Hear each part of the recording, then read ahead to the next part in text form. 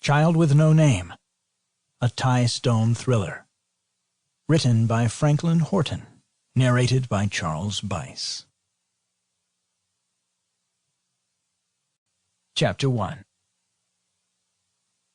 Glade Spring, Virginia.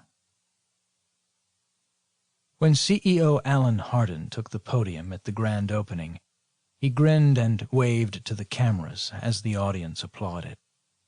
He appeared to enjoy the adulation given to him by those who attended the event.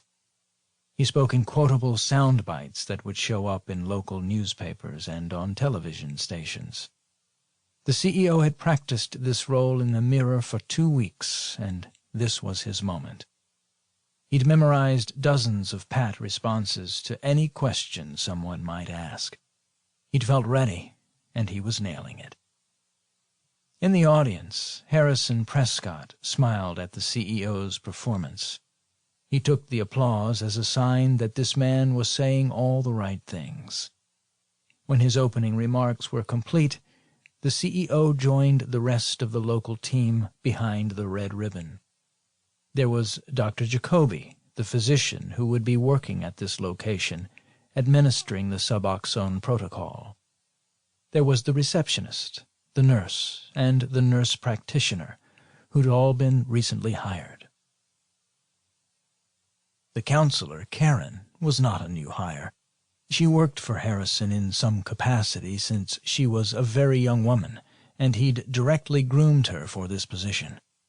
She was one of his inner circle, privy to the true mission of his organization.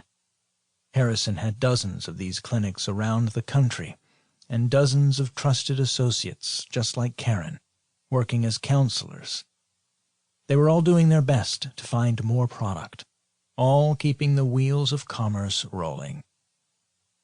The receptionist handed the CEO a pair of oversized scissors that matched those held by the rest of the clinic staff. He counted down, and on 3, they all dramatically snipped the ribbon, the scarlet fragments fluttering to the ground around them like fallen leaves. The CEO raised the scissors over his head in a gesture of victory and got more applause.